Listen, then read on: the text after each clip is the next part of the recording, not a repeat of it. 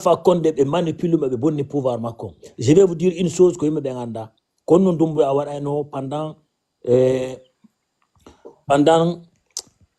grève ji manifestation ji okay. Manifestation ji ɓayɓe waɗi doute ɓe ƴettimo ɓe naɓi ɓe farana ɓe waɗi ɓe farana toutes les manifestations o accano force spéciale on farana wara Conakry so wari Conakry bala Samora jonnamo intikop haramo mara plaque d'immatriculation.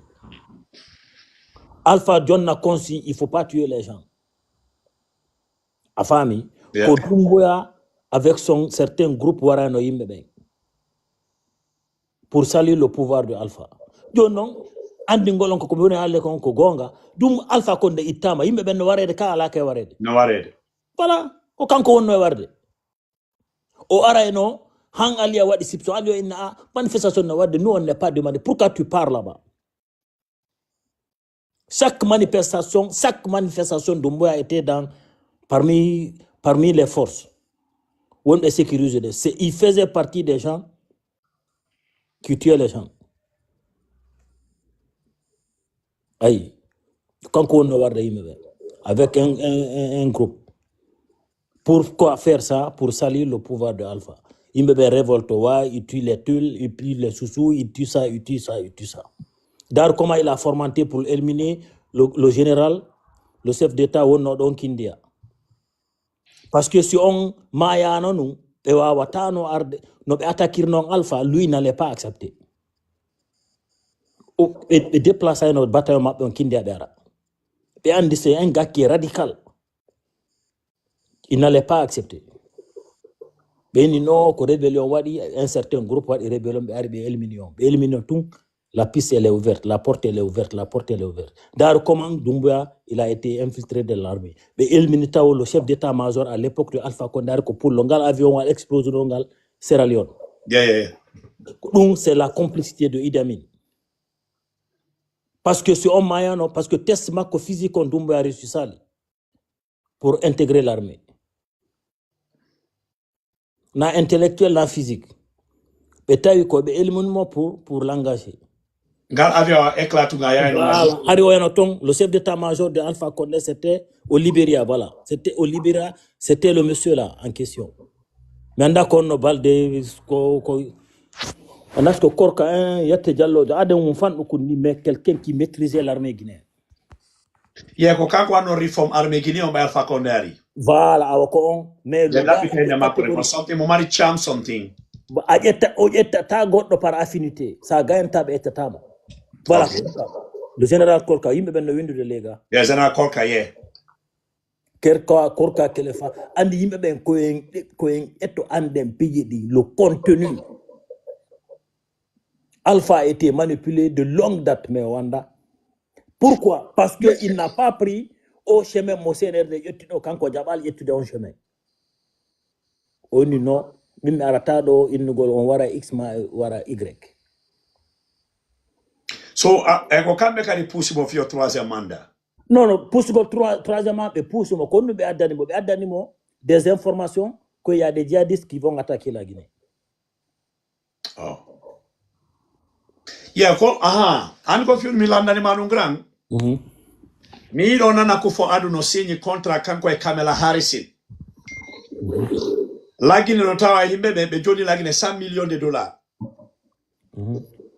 Fi djihadis elangani la Guinée ala djihadis kono wol adu non kadi non kono woni rime ko information andi be adda information des informations infiltrées. Alpha Condé haro mawni il dormait beaucoup a fami ma don kadi hari mo yidi Jack Daniel a fami wari no dum be au repos.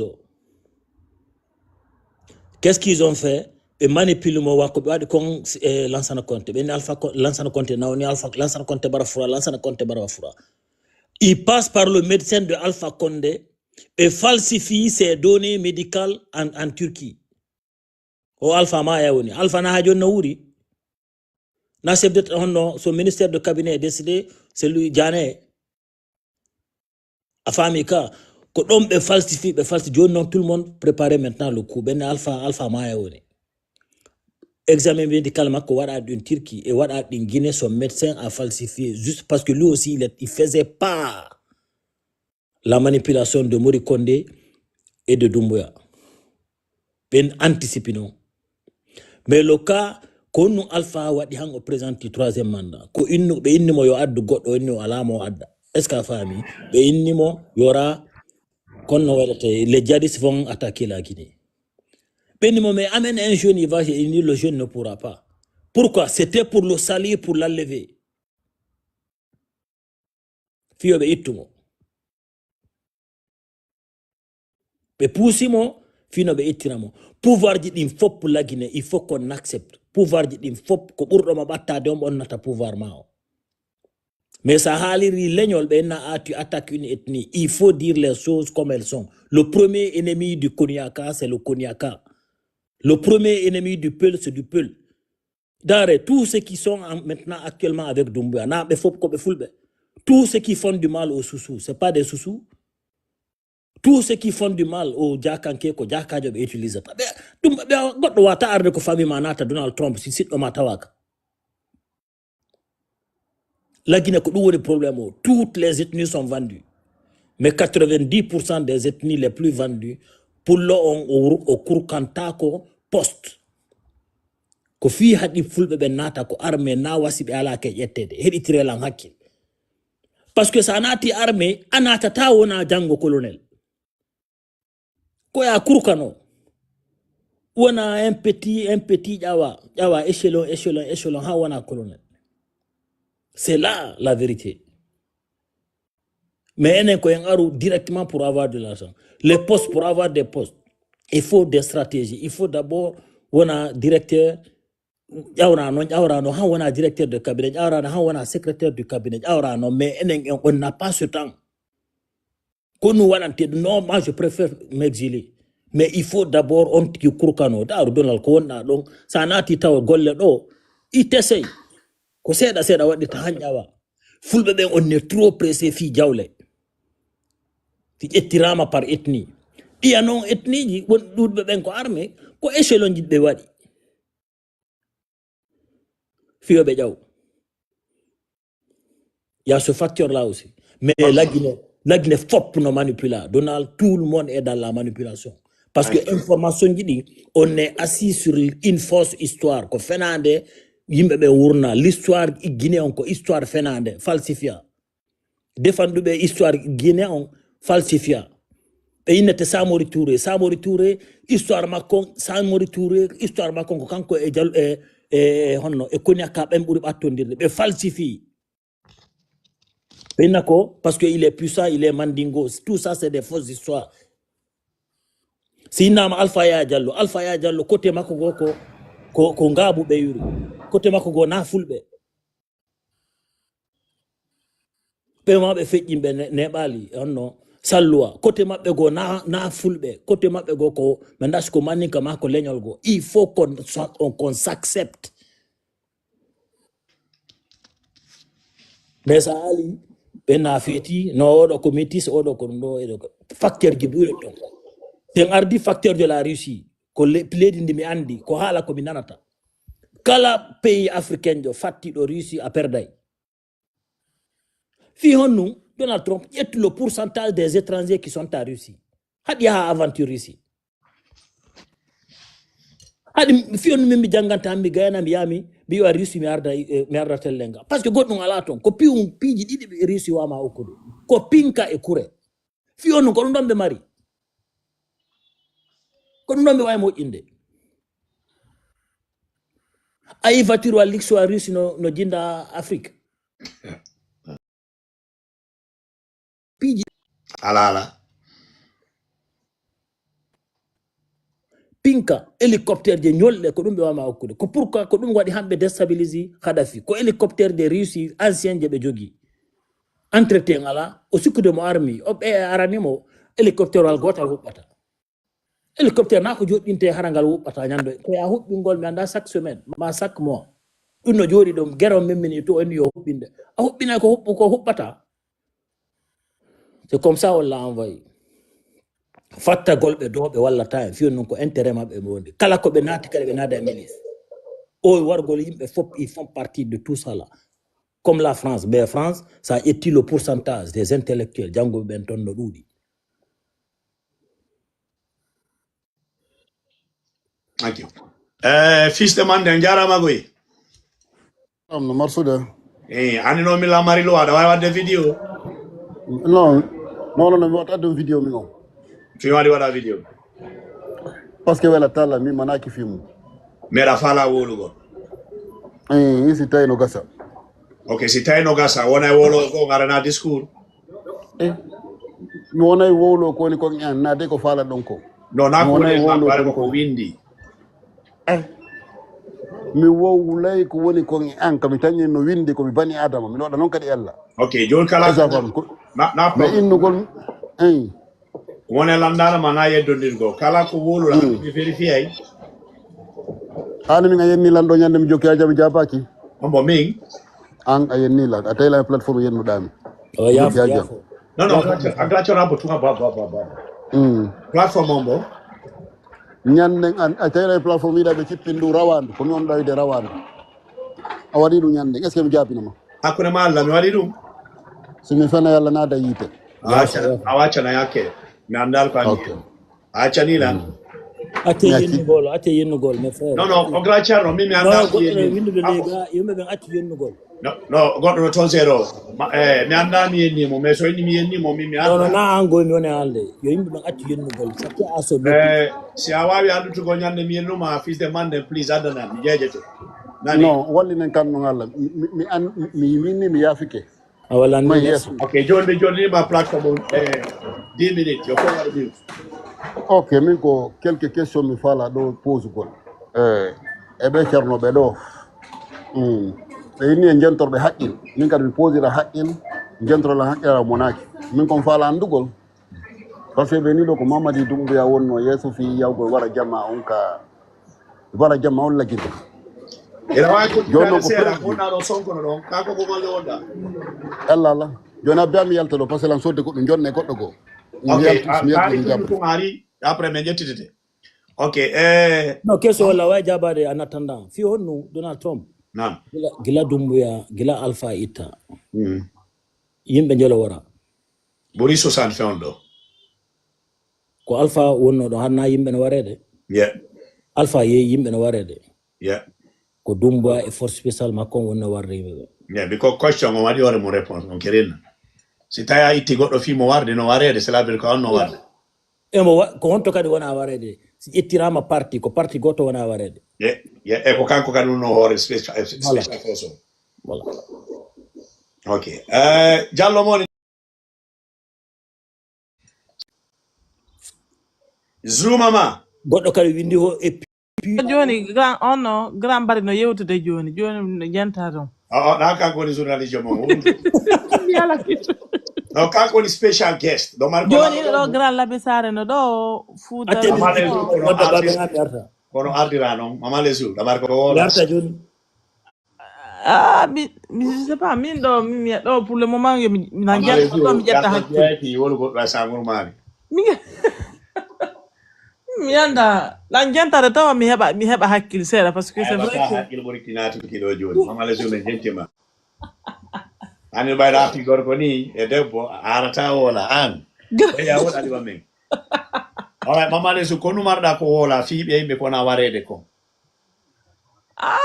bien sûr c'est quelque chose d'injuste hein donc bay goto wona enen tagindiri ay goto doit ka ittugol wonki dimmamo ay quel que soit le problème quelle que soit la situation on tigi boni si ko kaso da wayen soko golo on tigi mais war gongol ittugol wonki goddo dum don c'est inacceptable dum don c'est pas logique, c'est pas normal dum don faut dengande dum don moi je suis pas d'accord pour ça.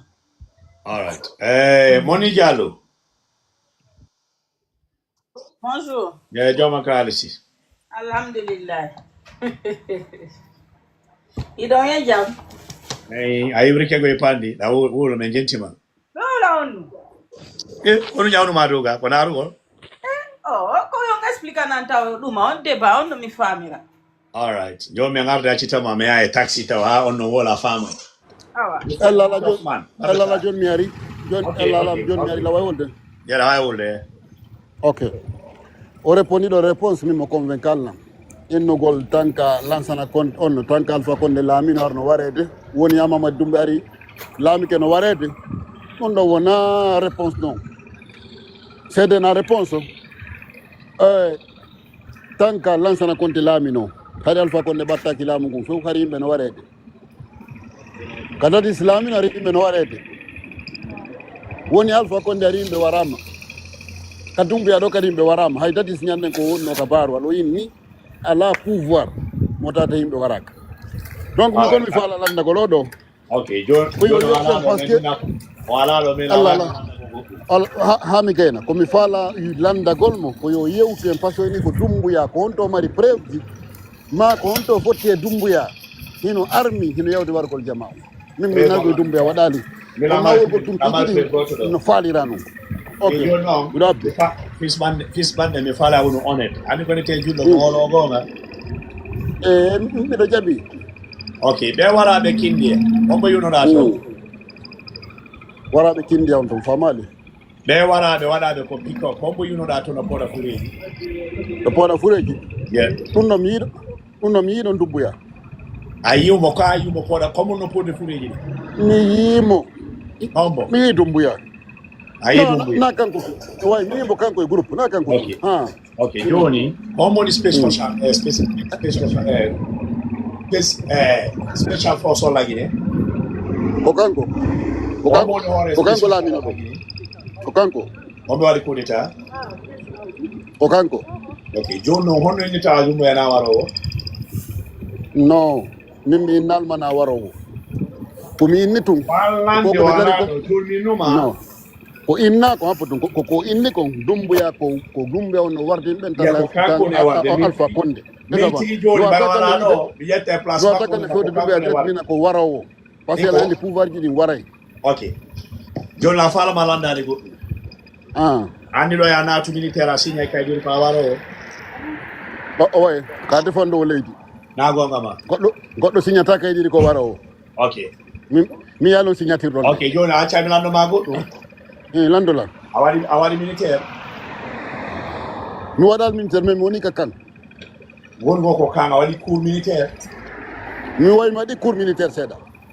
leydi on ndi Guinée Conakry Kamboaro matricule ma o mi ala matricule waɗirta cour militaire ala matricule mi mano matricule non mais yawno feergol formation mais finalement ɓe jaɓano mi retenugol esa fami ok anni mi la hiɗi siga ko ɗum ɗo waɗana hen woltude ɗoya yo waɗgo formation o ko honɗum e numéro jonnoɗa doloke e buleji ɗi min no maka ka l'école ɗon Kamboaro mi wonno min mi yanorgol formation fi doggo mais a yini a woni ko cas militaire iɗa andi finduɓe ke mi woni ka kam par ce que mi woni Kamboaro ɗon ko kan non ok joni ha bolan noon wongo ko kan e waɗugo ko militaire ɓe waɗa sokono mi seedi kan seeɗa attends joni mi landama par ce que ko nawde ɗon mi anda an ɗon ka waɗi formation mi gaynalta ha bolan de mina wawi yettade makko tumbone warde sa landu kala mi yettoma ko waɗi awa landade mi yettoma ɓay wala ɗo mi yettoma ene joni mi landama ɓayni ko ɗuma noon fi kan ferade mbeɗo mi anda wallina noon ɗen gila tan lansana compte tan jara ka yimɓe warano toon ɗen hari dumbuya heɓama hono tode fils du mandenga accu acce nani accu acce parce que andi konno habba tum Otto, bonjour. Comment vas-tu, Donald? Abotum, ok. Abotum, on fils du Mandeng. Parce que des fois, j'ai l'impression de poser des questions. Moi, je ne sais pas. Ce que tu ignores, même si c'était un mais tu as comme une personne maboule. C'est-à-dire que tu ne peux pas toucher non, la mi yallo gonga de mi yallo gonga bingo. Nous ne respectons pas point de vue. Mais par exemple, à pose des questions, grand bad. Oh ya, on a tout, oh inter eux, what meet mon frère. Oh, on dit que one don't know, voilà. Voilà. Oh, on meet ma con. A famille, tu es grand bad in need oh. On a tout. Antigra ini ayi dumbuya, il ne peut de fourrer. On déjà nous non déjà que preuve non. sibe indi ko goddo woni warde c'est-à-dire que ko kanko ni lamu joni ko be indi preuve joni abolan ko preuve kanko ni warde jama on lagi ne abolan mais ɗum bien sûr abolan laisse-moi le Demande andi ko Fouré Omboro. Effectivement. laisse-moi Colonel le Condé à préciser. Kindia. Après si tu n'es pas obligé Ça c'est un colonel ça. Ko Fouré colonel de on est pour Afam, dedans. tu n'es pas obligé de mais accepte seulement, respecte cela. John Antigra ine ayi video himo podo de fure ko honno goddo wata ar go podo fure tawata hara o tawraka dum non ko go on dim mun dum be inni wanan ko non ko grand barri ko do jun oni wo be inni ko honno to ko alpha ko honno warde himbe ben do yo ittede joni so itama kanko tegiri kanko lami don ni ari les mêmes choses reproduisent, c'est-à-dire qu'il y a pas eu de changement afami les mêmes choses, même manière, faut ce qu'on change à la ton. Donc, dans ce inama il fait partie, quand ça veut dire que on va 10 ans auparavant, que la même chose on reproduisait. Donc, dans ce inama on est oui, même s'il ne sort pas, il y a un terrain, mais quand on est de ordre. Quand on est de yalte, kala yalte do, ou des manifestations, là n'est fi marco. Ok, agani ko point de vue maka mimi na no si pas d'accord dela to dena trompe wolo de ngala tay kan way mo nangude nder yewtale La wa de motion goto question zéro mais accompagne. non motion mo ngami gana répondre Non, la wa de motion question goto mais accompagne. acce bonnugol yewtere gidi so goddo woli acce mi réponda ka jonde dela dena trompe wolo de ngala tay kan nangay mo windi o sori jo kala ko neno nata ko windoto ko wara o jon non ide ngandi sori be modbe windi ke warobe jon be wombe warde to de nini kala te fop ko dumbuya hara ko dum woni responsable wona le kanko woni ko de armée ko créer armée ko créer armée don asoko no ko force spéciale wi a janto de ko wi ko force est-ce que ay police gino yalta ka force spéciale ko de jeya wona ka armée be jeya kaka armée be jeya mais est-ce que taw ay abolan est-ce que ay Les forces spéciales ne font pas partie de l'armée guinéenne. Merci beaucoup. Les forces spéciales ne font pas partie de l'armée guinéenne. Voilà. Il faut parler de des cas particuliers. Donc si tu woni be nati ha ayar police la kudu no yaltudo no jogiti duma no jogiti finkari ayar do gendarme no yaltudo no jogiti finkari ka be wonno be yalbe fop be kaguli ayata go de inna o mi reconnaissé do ils sont blindés de la tête aux pieds contre population be wona menacé ils sont pas menacés. Normalement si tay woni har ko gonga be yahi c'est dans la transparence ma do na argol wara innocent mi wara himbe be ko fi on be kagulanto Wagner be yaha ayne wombe yawde ka frontière yaw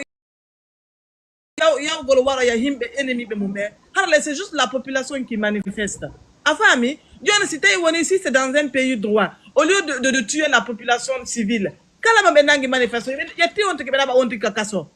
S'il faut condamner la personne 6 mois, 1 an, oui. Mais dans la yata balle, pas faire la horde. Il y a des innocents qui se font tirer dessus. Il y a des femmes qui se font tirer dessus. Il y a des jeunes garçons qui se font tirer dessus. Tu trouves ça logique?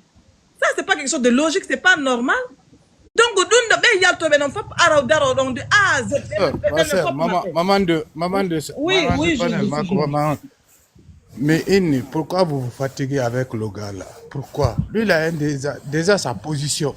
Pourquoi vous fatiguez avec lui? Non, moi, je ne sais pas de le convaincre. Franchement, je ne vais pas essayer de le convaincre. Non, pourquoi vous vous fatiguez avec lui? Il ne faut pas monter, prendre l'exemple de Maboul. Ça y est, Gonga Kang, même si tu n'es pas obligé de dire la vérité. Moi, voilà, je vous dis, c'est les gens qui donnent l'accès à le gars là de monter dans leur panel à parler avec lui. C'est eux que moi je condamne. Panel, tu parles. Voilà, je condamne Koto. Tu nies les faits. Franchement. Justice Guinea. Yeah, Koto. C'est les gens qu'il faut ignorer. Ils sont là pour vous déstabiliser de votre combat. Tu sais, pour combattre ton ennemi, il faut le déstabiliser. Donc lui, il est là à vous déstabiliser et vous lui donnez l'occasion. Donc, moi, je respecte le point de vue de chacun. Mais Andy, dans la vie, même si tu n'es pas d'accord, respecte, reconnais au moins, donc je vais pas donner ma tête à couper. Mais c'est comme s'il donnait sa tête à couper que c'est comme s'il était présent. C'est comme si réellement tout ce qui se passe là-bas se passe devant lui. Mimi alaton, ang alaton, gote men alaton. Mais enen ko kaya ko Ma woni sœur, compétit maintenant de. ça t'a eu au panel, ça t'a eu au panel Digo et 2h, 3h du matin. Tu l'as Mais je écouté. respecte cela, c'est ton point de vue. Je suis d'accord avec toi. Mais sauf que, tout le monde, je suis d'accord avec Tu toi. sais, Mais ce moi que je je parle vais pas dire, avec toi, le fils de Mandeng. Moi, tu sais, depuis longtemps je parle pas. Voilà. C'est ton panel. C'est ton panel. Tu sais, je te dis, je suis plus mûr que toi. je suis guinéen, Je suis plus laisse-le, mûr c'est que juste toi. Je un suis débat. plus T'as déjà guinéen que bien toi. son qu'on Je suis n'accepte pas. plus engagé que toi. Tu me connais pas.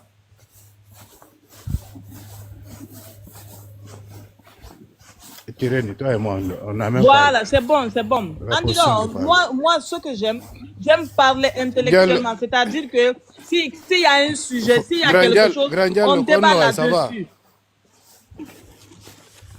Grand Diallo, Konno, ça va. Je suis guinéen, on est le fils de Mandeng.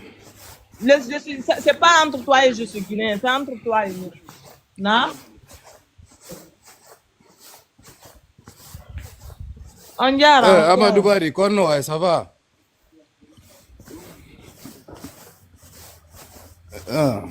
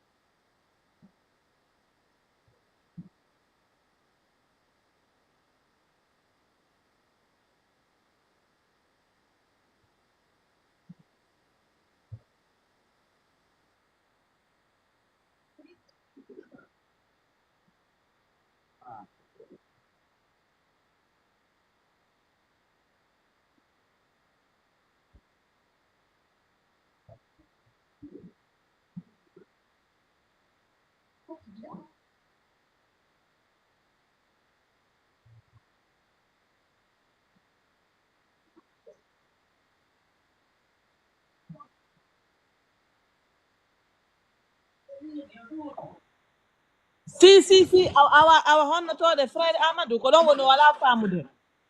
Ko don woni wala famude. Ko kanko ni hore ko kanko jonnata inna hi ko signature ko dun do. Ko kanko ni hore ko kanko ni président o. Meden gentleman.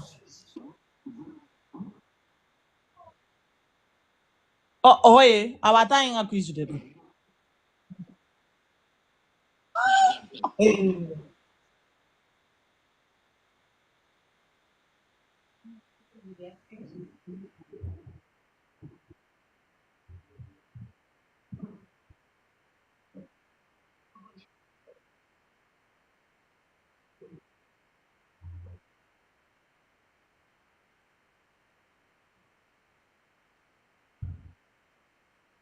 Oye, mene men yinar de ya wolu ko men yidi kon. Mene men yinar dun de goto wata oblige gol goddo do ya wolu si tawno ko dun grando na lo jonnata no hay ya wolu no. A fami? Men ko parle men innu tunke ko innu da kon c'est tous les Guinéens donc on n'est pas d'accord. Dun non ko dun motion non, tu peux continuer. Dun ça n'a rien à voir à perturber.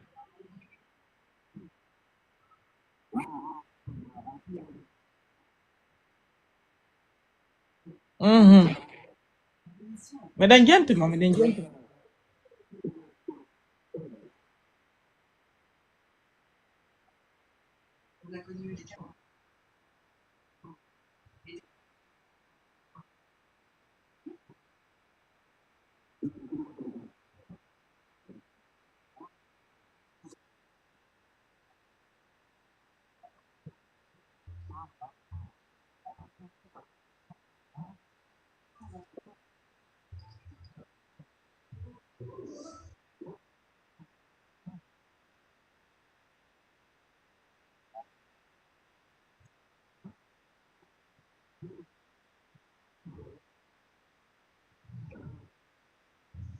C'est-à-dire, c'est quoi le rapport? Oui, parce que j'ai l'impression que tu es dans deux sens. D'abord, une femme, c'est quoi le rapport? Non, koko on a donc a dogude de goddo. Ha yetti lamo. Are bembe dogude da do ya fere da kaji ko ben non fuddo da je comprends pas c'est quoi le rapport?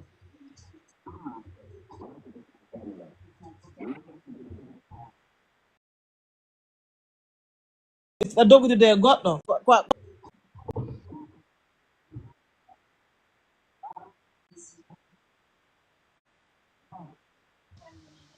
dun no ko ibnu adama no.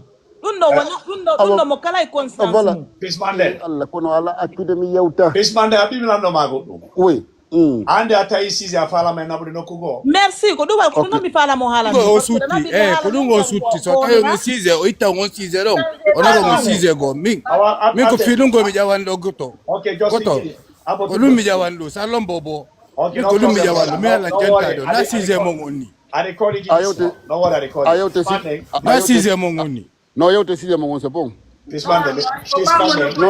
non je demande pardon yaay ka sixième mo désolé La fala lande question. Jaboda. si tay o landi kala ko faal donc mi wolta Na ko men fala ko loi wi ko lande teda. ok First of all, kono woni militaire. kolon militaire mi wolni no mi anda anga wila militaire no E wi jono na re defanda hunde ne anda. ko wargol oh adaba jaba de question il sait pas que signifie un soldat En fait, on a un rôle militaire dans un pays. kon wonnelen jannela hande mi anda konno Non, Inge mo anda hunde da fala Mo hunde. andi go grando na to on rôle don doit men décortiquer. milla miji ko mi wala taw jona do weltori parce que mi non mais inama ya mais apple do wani no nyaaki quoi attends kono sande de grand fils demande ko ya hala men tu peux pas nous prendre comme des illettrés. On n'est pas des illettrés. Il ne faut pas nous blaguer ici, hein. On n'est pas des illettrés. Bonjour à tout le monde. Bonjour. Même si il est en bas, Andy Pidgening, militaire. Extrémiste Johnny. On a grand. Faut qu'il arrête. Non, odo onganda ko extrémiste jo. Il y a des gens andi sanande no wala ala de internet do ton jabo ay débat. Il est extrémiste. Il y a de ces choses, il va pas nous faire en fait au Walter Pidge ko enana ali ha hande. Wala tan ko ni ali ha hande. Est-ce que on famu? Bandiraw andi problème on ko no buri metto o affaire andi ko siddo men ni andi ko yette barijo siddo men ni ko yette barijo frère on sait la woko jalunke non je suis pas d'accord Mo woni pour le ma jalunke il est guinéen tout coup ko yette barijo siddo men ni grand on s'en fout on ko fala on nduma dalo di bina ko ngabeya gra abiba biladuba donc ay ko mali anjuari do yette jallo jogo siddo ben non odo na hekan andi ko no grand minanino deba makoto be nangino mo ka grand bari wayto to minanino deba makoto ngafami ko woni grand jong ko woni grand jong andi grand frère enoma do andi min grand Donald Trump do mo weliri mi piwon gotun c'est-à-dire piiji makko din di o wada tadi o ala suudude o wada o holla jama o way ko kanko wadi afami andi piiji din sa wada sa asimu amem une fois quoi parce que yenen do fo mi sikki tun ko goto marude reweteɗo ko Allah o goto a faami sattata ha mi rewa grand Donald Trump ɗo sattata ha mi rewa lanɗo ko bewi wo joni ndaru lagine tellement ko wonuɗen kon dalde merde woɓɓe no yaade Saudi Arabia fi ka suudu kabatata mawɗo ko daragol ton mawɗo c'est à dire enno yo Allah dandu Mamadi en quoi wonuɗo womone Mamadi en Allah yo wonu mone maɓɓe quoi ɗum ɗo naka boni non frère non frère mi explique ane pejo gotum Habiba mi landoma est ce que Allah ware ɗum warima non grand enoma ɗo pi non certes mo kala gento frère andi ɓeɓen ɗo hey chacun est libre de choisir ce qu'il veut terto ɗen ɗon film on ko ka fen mais koto piwu ngoto andi sen suɓoto suɓoɗen gonga kan au moins par ce que lagine on ne dans la merde hoore nde fenade ɗo mais andi no mi expliquare pijo gotum wo a wata forsugol ɓernde goɗɗo yomo jokku ɓernde ma nden tu comprends lagine may duɗodire na pay koy na hankin na ɓe kondani ɗon pay koy sabu ɓe wujji gerto maafe defaɗo na ɓe ari ɓe suuti gerto ɓe suuti na pagay gra hakkunen Allah ɓe kondana enna sabu ɓe wujji film ngoti ka fe hakkunen Allah na ɓe dalima ɗo lamma kadegal mi yelagine ma ɗi sommet ono ko grand rond-point mi andadi dari ɗo piwu ngoto grand mi yewtama ɗo projet ji maɗi ko projet ji ma sa yi lagine ni grand rond-point hakkunen Allah ene grand Donald Trump ndare ɗo article nani jangeɗo ma fi Allah no jange ngari kare duma awa rompe bima moƴƴa na ɗum ma ko gonga kan andi yewten hege waɗi kamen Mohamed Sherif Almami Souma Seigneur voilà edera ɓeɗa wujjugol maafe grand lagina hoti grand ɓe tawi bafeɗo saggina ɓe suuti tew gerto grand andi ɗaɗaro kono jennude ko ni peñini ɗum kala ko woni nefawoy ko ɗum ɗon yiretamo wallahi ɓe konnanama ɗo ennan grand sabu busum gerto joni noon si ɓen noon kondanama sabu busum gerto wonɓe ɓen warde yimɓe ɓen kayas ɓen noon kondane jelu et maintenant le temps va donner raison on marche sur la tête en fait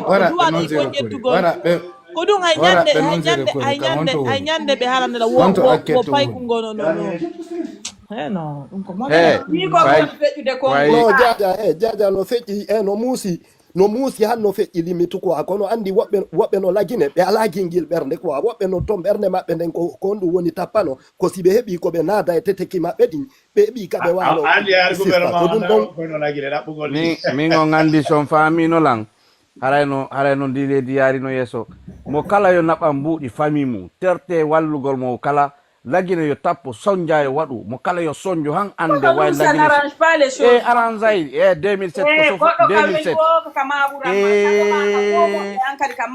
abolan 2007 ko sofuno fo yaltano 22 janvier tu peux pas dire que yimɓe ɓen yo fo addan yimɓe mum ɓen ha luttutuɓe ɓen kamɓe yiɓit non nafi on sens ɗon wona ɗe awa tant que ɗo division natude pays communauté internationale on walla e pays o komin wolani on ɗum je sais on ɗum ɗon fo men innali contraire mais le problème est que hande sago men enen kadi quand même piiji ɗin changeay est ce que tu vois sago men enen kadi quand même piiji ɗin changeay depuis 58 en wolde enen noon jaaja konno noon jaaja joni noon piiji ɗin chargirta si tawi woni wonuɓe ɓen ka leydi toon goto wonɗa sekude 2007 ko jama on sonjiɓe yaltani 2007 ko sonja on waɗi syndicat on waɗi appel jama non na sonja de lagui dar no weli ndele o woye 22 janvier 2007 accu ñimti garnan kala o grand hande non pour vous si ce pays développe qu'est-ce qu'il faut pour développer un pays aja enen na hay fi développement wonɗe ngaalo taw enen ko fi heɓugol taw ko fi heɓugol départ wonɗe ngaalo lagine na fi développement wonɗe ngaalo ko fi heɓu départ non mais ça fait partie s'il te plaît kam ɓerde moɗo ƴay bibbino de goto s'il vous plaît alors mais goto parce que sinon on va pas se comprendre na ɗuma émotion ok on t'écoute rond-point on t'écoute ya Voilà. Ah, ouais, là, n'a fi guerre tonado. Qu'est-ce qu'il faut pour développer un pays? Et Ming, voilà, Nyon, le problème de la Guinée, ce n'est pas un problème politique de la Guinée. Enfin, c'est un problème de marginalisation. Enfin, tant que peuple, peuple goto no yawa, on opprimé de, lady ni yar ta yeso. Enfin, be natama ko amburi marde jawdi yarale ko ambura be binede nyande be inne lendi yara yeso e wore dum. Donc voilà, le problème de la Guinée, il faut que jama on jodo be imamube be anda ko woni golle mabbe e be sallibe be anda ko woni golle mabbe la Guinée. Sinon à part de ça anta rompen ko woni golle ma anta o avanda jisute be ko woni golle ma min golle anden Mimi wela kami hubana mari golle ande na mari komi dawa, mais je peux pas dévoiler ma vie dans les réseaux sociaux. En fait,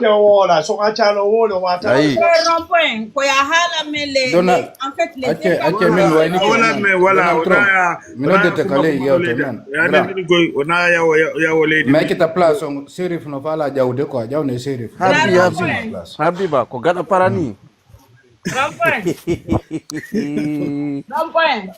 ene ko min tu wondo acce woni ka panel jano tawul ko panel ko ma wawla gonga sa dum mani kita hala na men étape essentiel on merci Diallo voilà so wala l'essentiel mi ami taw mo wana dum me wade kadi sera men adda goddo ka panel jano nare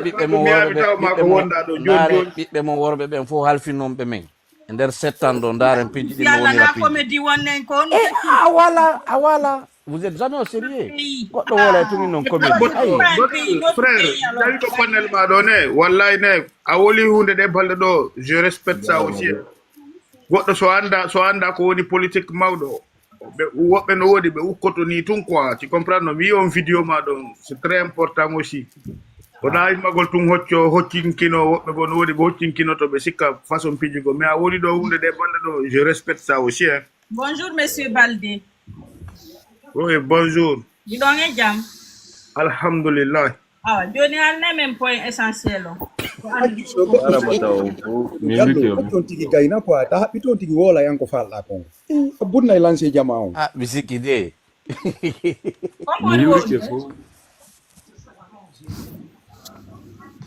kodu ko vida sister ko sister ka ko minya ka ko nu jallo wo c'est pareil. Non, fila gide ko men il faut qu'est-ce qu'il faut en fait que pilier de boudouande essentiel puis développer quand même pour que ça change. Voilà. Qu'est-ce qu'il faut pour qu'on puisse avoir un changement en Guinée? OK, no problème. Min ko balde gada para toujours ko mi yimo kadi mo day piji bu kadi ti wano mais wala nde fila gine ko men il faut taw joni ni ren juude taw balde gara para do ya fuddo yimu da wolugol wadani men no bulu juuri après fête yeso ko stress musique kangoto ka on nunde so fra la de men jipna berne mabbe artiste jangono yawno concert autrice ko jodi mo hewti est ce que dande no welni hambo non weli se parado do weli di ala parado ino go to nana na wala video go men yama ka ata video mo wa de video ayala lansi ni ko panel la lansi ni musique en keso 2025 metti memo me wa de mi fo no mi metti me gara para pardon mi jejima thank you Allah man silasi ai ena ya bingi King of Moftin the Lion, Balde como gada para. Et moi je pense avant d'écrire ce que je sente. Mais les gens écoutent s'il y a des sens. D'autres dansent, mais faut pas être méchant. Ou tu n'auras pas la sens. Monsieur de que la puissance, c'est lui qui donne la sens. Mais l'ami est celui qui te aide à corriger ton défaut. Mais la météo s'apprend à l'école comme l'amour dans la famille. Balde kogonga como gada para. Kolunu wade kam mimi da fama da rapata wobe no jetta fota meta leta. Jodi chomi jito eh. Mingo futu jala ngotum. Me kondere gine bewi atamaje ya. Ay kogonga komajo niren jude. Walendiren kofi kome yara yes. Bless you know. Bravo, gars apparat, bravo. Fima do frère. Bro Mede mbao ma, soutenez mon nani ko enen mo. Yoni gara para wala ni musique on complet. Harna yi mu golmo. No, moom sakiti yaltino ɗo ayi mo tigiri ko panel lanka ou bien ko TikTok kan ɗo ko woni dow ni mawɗo fi lagine ko ɗo amar téléphone go ka waɗamo ɗamari hono to de manager jo ɗamari producteur waɗu jisu mena ko men an one point na mena ko men an sembe ko musique guine ko ɗum noon min ɗamari manager jo ka ouais lamari manager jo mais wona guine jokko par ce que andi guine musique guine o sa jokki ɗum ɗon a yarta yeeso a wata darude a wata e ɗa wawi de yimugo ngo ɗon gara para donc ko espagnol wonɗa yimude na musique pula tawaɗu waɗi joni ha min tefima dow ɓayde ɗo ko minen jentima ɗo ko himuɗa ɗo ko pular mais no waɗima o ɗo abbo mi waɗa ɗo momi waɗu vidéo noon waɗa original ha so tara ko goɗɗo no yimɓe ɓawa to voilà parce que ni nara brano ka park ni rond-point ouais konno way grand ça va alhamdulillah yangoy tena aɗa mutuɗe balle ɗo mi ari ma yiide ko min diri ni ko YouTube andi menen ko weekend